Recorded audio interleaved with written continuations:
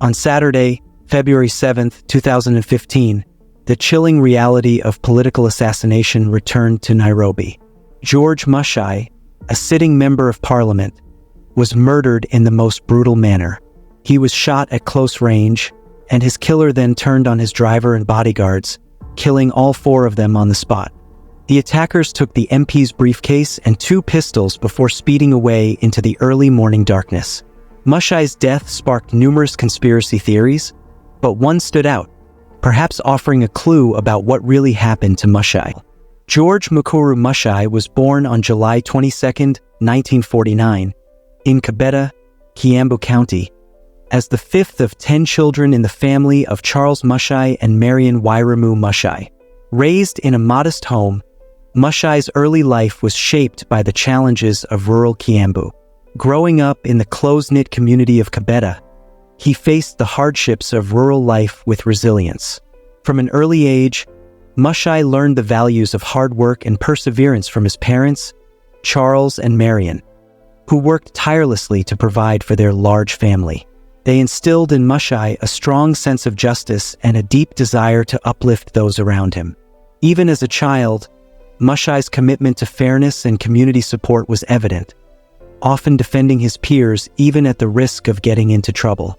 This unwavering sense of justice set the stage for his future role as a dedicated and influential leader.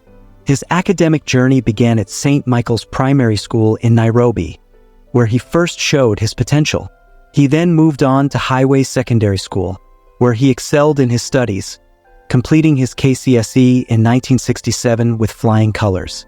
Muchai's outstanding performance earned him a place at the Technical University of Kenya, where he trained as a plant technician and graduated in 1973.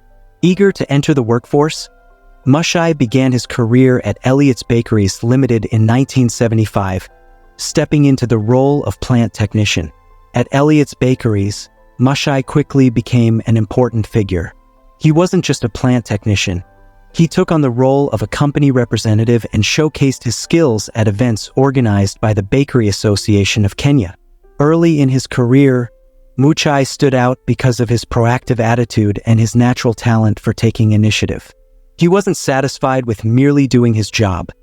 He always looked for ways to improve things and make a greater contribution. This hands-on approach and enthusiasm set George Muchai apart and made a significant impact in the bakery industry. Muchai's efforts didn't go unnoticed. His innovative ideas and problem-solving abilities earned him recognition from both company officials and industry peers. His active involvement and dedication led to his election to the Bakery, Confectionery, Food Manufacturing and Allied Workers Union Kenya. This union was made up of bakers who came together to share their knowledge and address common issues within the industry. Muchai's involvement in the union allowed him to play a crucial role in advancing the interests of workers in the bakery sector. He helped to bring about improvements and fostered a sense of unity among professionals facing similar challenges. His contributions not only benefited his own career but also had a positive impact on the industry as a whole. However, in 1976, a new opportunity presented itself that promised both a fresh direction and a substantial increase in income. Muchai decided to leave the bakery industry and took up a position as an instructor in plant operations at the Kiambu Institute of Science and Technology. This role allowed him to share his expertise and help train the next generation of professionals. Despite his departure from the bakery sector, Muchai's deep knowledge of plant operations and the bakery business made him an invaluable asset to the union. Recognizing his significant contributions and expertise, the bakery board decided to retain him as a member. They valued his extensive experience and continued insights, knowing that his involvement would benefit the field greatly. For 6 years, George Muchai skillfully balanced his role as an instructor at the Kiambu Institute of Science and Technology with his duties in the Bakery, Confectionery, Food Manufacturing and Allied Workers Union Kenya. His ability to manage both roles highlighted his dedication and work ethic. In 1984, a significant shift occurred when the Bakery Union joined the Central Organization of Trade Unions, COTU, a larger federation representing various workers' unions across Kenya. This new affiliation brought fresh opportunities and challenges. The union needed a strong leader to represent the interests of bakers at COTU meetings, and Muchai was elected Secretary General of the Bakery Union. This role not only offered a salary and additional benefits, but also allowed Muchai to focus entirely on advocating for the bakery industry. As Secretary General, Muchai took on crucial responsibilities. He became the voice of the bakery sector, advocating for their needs and influencing policies that impacted the industry. His leadership and dedication were instrumental in shaping the future of the bakery union and ensuring that the interests of bakers were well represented at the national level. Muchai's promotion to Secretary General was not just a career advancement. It was an opportunity to make a meaningful impact. In this new role, he channeled his experience and dedication into advocating for bakery workers and improving labor policies across Kenya. Muchai confronted the challenges faced by bakery owners head-on, fighting tirelessly for their rights. His unwavering commitment quickly earned him respect within the business community and drew the attention of COTU members and officials. Muchai's eloquence and deep understanding of business matters set him apart. By 2001, his hard work paid off with a promotion to Deputy Secretary General of the Central Organization of Trade Unions, COTU, a giant umbrella organization for all workers' unions in Kenya. This role expanded his influence, allowing him to champion the rights of workers across various sectors, not just within the bakery industry. Recognizing the importance of a strong grasp of labor laws to be an effective advocate, Muchai decided to further his education. He enrolled in a Bachelor of Laws program at Oxford University, aiming to deepen his knowledge of labor laws and workers' rights. This decision was driven by his commitment to better serve and protect workers throughout Kenya, equipping himself with the tools needed to make a lasting impact. In addition to his roles in advocacy and education, George Muchai was also a successful businessman. He collaborated with Chinese firms on various high-profile construction projects, including business malls, commercial buildings, and residential developments. Muchai invested heavily in real estate, focusing on the rapidly growing areas of Joska and Kamulu. His involvement in major construction projects around Kenya garnered significant attention. For example, he supported a Chinese company in the Tasha 2 housing project and contributed to the extension of Hazina Towers in Nairobi. These projects, funded by the National Social Security Fund, NSSF, were part of broader development efforts to enhance the city's infrastructure. Through his business ventures, Muchai played a crucial role in shaping Kenya's real estate and construction landscape. Despite his public successes, he kept some of his other business interests private, maintaining a degree of secrecy around his full range of investments. Additionally, George Muchai was blessed with a large family. He was married to 4 wives, with whom he had 10 children.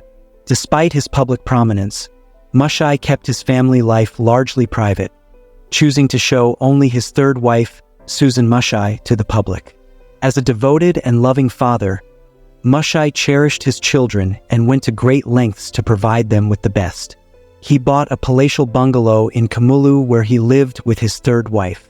In 2009, Muchai embarked on a significant project, building a business complex in Kamulu. This new development, constructed by a Chinese firm, drew considerable attention and envy from established businessmen in the area. Some viewed Muchai's venture as serious competition and were displeased with his success. As a result, he began receiving threats.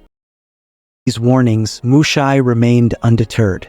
This marked the beginning of numerous theories and suspicions surrounding his eventual death.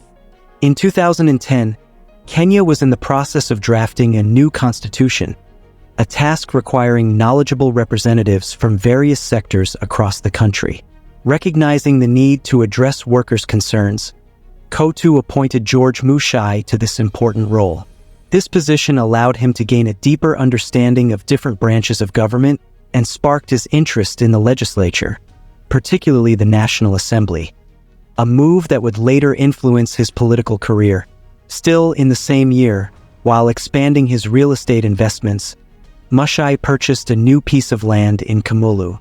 This acquisition brought him great joy, but an underlying ownership dispute was brewing. In 2011, an official from the security arm of the Kenyan government surfaced, claiming that Muchai's property actually belonged to him. Muchai contested these claims, asserting that the land was legally his, supported by proper documentation. Despite the ongoing dispute, Muchai chose to ignore the issue. Unfortunately, this ownership tussle became another layer in the web of conspiracies surrounding his death. George Muchai was a fortunate man, blessed with both immense wealth and a successful political career. He was well-liked, particularly for his advocacy for workers' rights and his ability to make well-calculated moves. In April 2011, Muchai officially declared his candidacy for the Kabete constituency member of Parliament seat. This announcement, however, triggered opposition from potential enemies in political, business, and real estate circles. Many feared that his election to Parliament would elevate his power and make him untouchable, prompting efforts to undermine and discredit him. Subsequently, on October 3, 2011, George Muchai accompanied COTU Secretary General Francis Atwoli to a fundraising event at a secondary school in Mutungu constituency. He then attended another function in Kikuyu Township, an early effort to persuade voters. After these events, Muchai stopped at a friend's home in Donholm Phase 8 for a brief visit before heading home. As he was driving, two cars began to trail him. When he reached his destination, the trailing vehicles blocked his path. 3 armed men emerged from the cars, and one of them ordered Muchai to surrender. Refusing to comply, Muchai was shot in the thigh by the gunman, and in self-defense, Muchai drew his pistol, shooting one of the attackers dead and injuring the other 2 before fleeing the scene. Muchai then drove himself to Nairobi Women's Hospital, where the hospital staff, alerted by his condition, notified the Kilimani police station. He was admitted and treated for 4 days. While in the hospital, Muchai claimed that the attack was orchestrated by individuals connected to his host, describing it as an attempted execution due to his political ambitions for the Kabete constituency seat.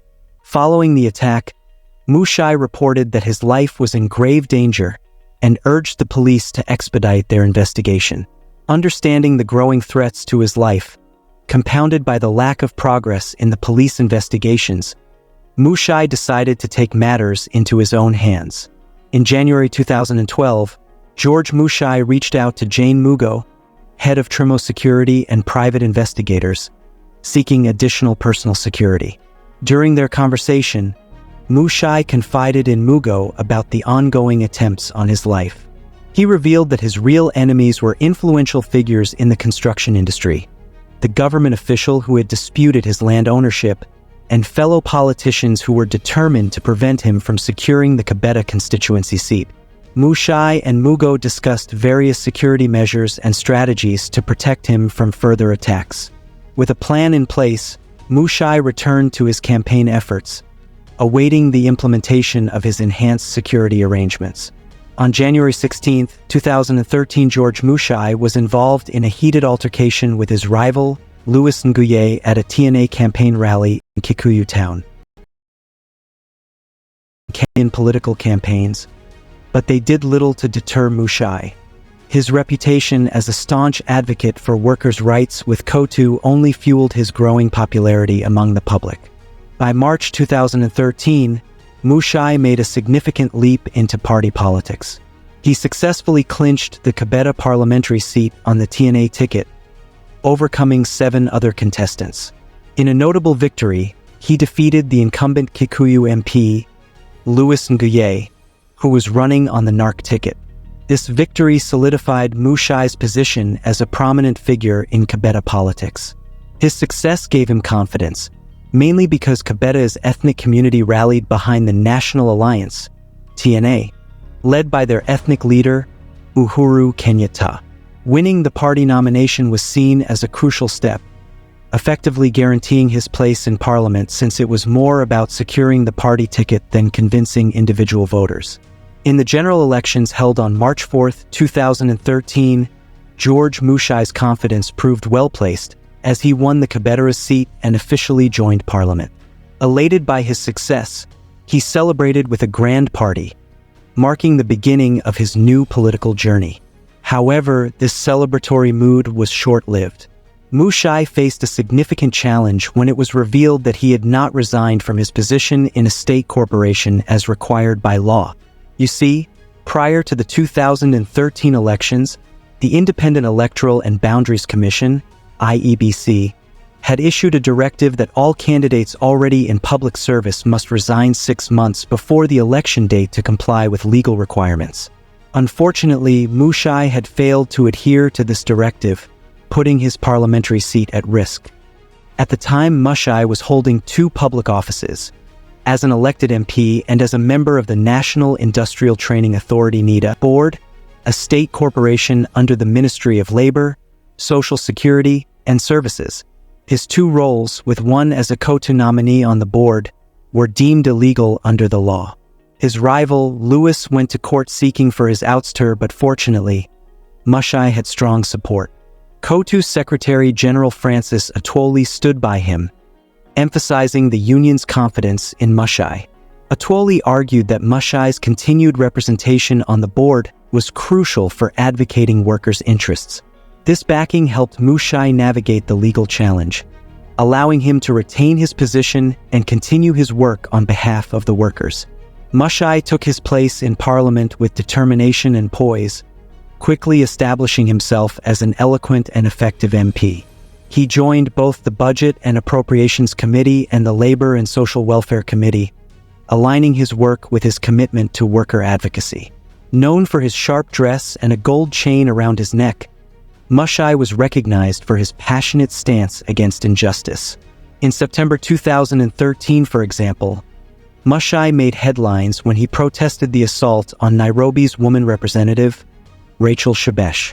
He condemned the incident and called for the resignation of the then Nairobi governor Evans Kidero. Muchai argued that Shebesh had been attacked due to her support for the working men and women of Kenya, further cementing his reputation as a fierce advocate for workers' rights and social justice. Sadly, George Muchai's troubles began in 2014, setting the stage for a series of dramatic events that would culminate in his death. At the start of the year, Muchai's political career as an MP and labor activist was flourishing. He stood out in Parliament, contributing 150 times in a House of 350 members, a notable achievement for a first-time MP. His efforts were instrumental in passing the bill to reform the National Social Security Fund, and he worked tirelessly on the Labor and Social Welfare Committee to protect workers' rights. However, in April 2014, Muchai's problems took a serious turn. Kiambu Governor William Kabogo reported to the Central Police Station that Muchai had attacked him. According to Kabogo, Muchai, along with 3 accomplices, had stormed into a hotel in Thika Town where Kabogo was having coffee with Kabete OCS. Muchai allegedly whipped Kabogo multiple times, striking him 17 times before fleeing. The incident was reportedly over accusations that Muchai had embezzled 1.2 billion Kenyan shillings meant a road project in Kabete. Despite this controversy, Muchai remained resolute and continued his political work. For 13 years, Muchai was a steadfast deputy to Francis Atwoli, the Secretary General of the Central Organization of Trade Unions, COTU. Together, they were often seen at trade union events, passionately advocating for workers' rights. However, their alliance began to unravel in April 2014 when COTU became the subject of an investigation by the Criminal Investigation Department, CID. This was prompted by questions from the then Cabinet Secretary for Labor, Kazungu Kambi, regarding the sale of prime land in Mombasa and a questionable payment of 4.2 million Kenyan shillings for a vehicle for Tom Mboya Labor College. Unaware of the ongoing investigation, Muchai was called in by the CID and learned he had been falsely listed as the chairman of the committee overseeing the land sale. Confronting Atwoli, Muchai was asked to cover up the issue. Feeling deeply betrayed, Muchai chose to cooperate fully with the investigators instead. He provided crucial documents that exposed the discrepancies in the case, which led to a serious clash with Atwoli. Muchai's cooperation with the CID did not go unnoticed. The investigation revealed evidence that was later altered when handed over to the Directorate of Public Prosecutions, DPP. The records, initially documenting the sale of COTU land, were changed to disposal of COTU property, which favored Atwoli.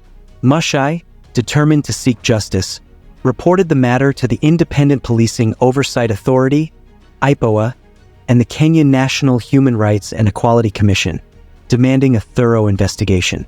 His actions further infuriated COTU officials, leading to his exclusion from COTU offices and meetings.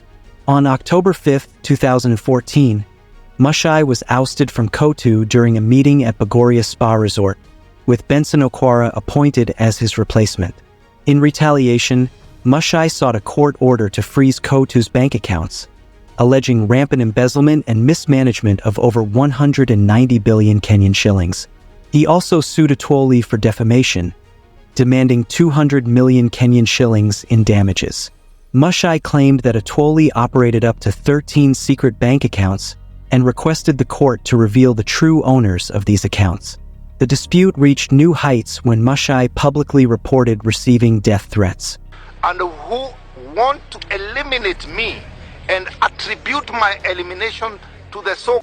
Simultaneously, rumors began circulating that Muchai was involved in an affair, with threats from a bitter husband. Muchai denied these claims, suggesting they were part of a plot orchestrated by his enemies at COTU to discredit and harm him. Alarmed for his safety, Muchai appealed to the government for increased security, but his pleas were ignored. Taking matters into his own hands, Muchai sought enhanced protection from Jane Mugo of Tremo Security and private investigators in December 2014. Despite delays due to the festive season, he arranged for a chase car and trained close protection officers, CPOs. In January 2015, Muchai met with Jane Mugo again and agreed to hire the chase car and CPOs. This security plan was kept secret from his bodyguards and driver. The CPOs were to provide advanced surveillance and protection against potential threats, including explosives or poisoned food.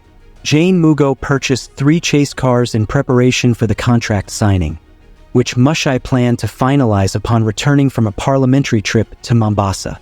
Little did Muchai know that these measures would be crucial as the storm of violence was about to hit him with tragic consequences. Tragically, in the quiet early hours of Saturday, February 7, 2015, around 2:30 a.m., George Muchai, his 2 bodyguards, and his driver met a brutal end at the Kenyatta Avenue Huru Highway roundabout in Nairobi's CBD. In the dim glow of streetlights, their Toyota Fortuner came to a deadly halt as a masked gunman emerged from the shadows, wielding an AK-47. Shots rang out at close range, and within seconds, all but one bodyguard, who appeared to have been trying to escape, lay lifeless in their seats. Witnesses painted a chilling picture. The group had stopped near Nyayo House to grab the day's newspapers. A simple, routine stop that turned into a nightmare. A white Probox suddenly crashed into their car's side and stopped a few meters ahead. Without hesitation, the masked assailant stepped out, raised his rifle, and fired the first shots at the driver, then swiftly turned his aim on the rest.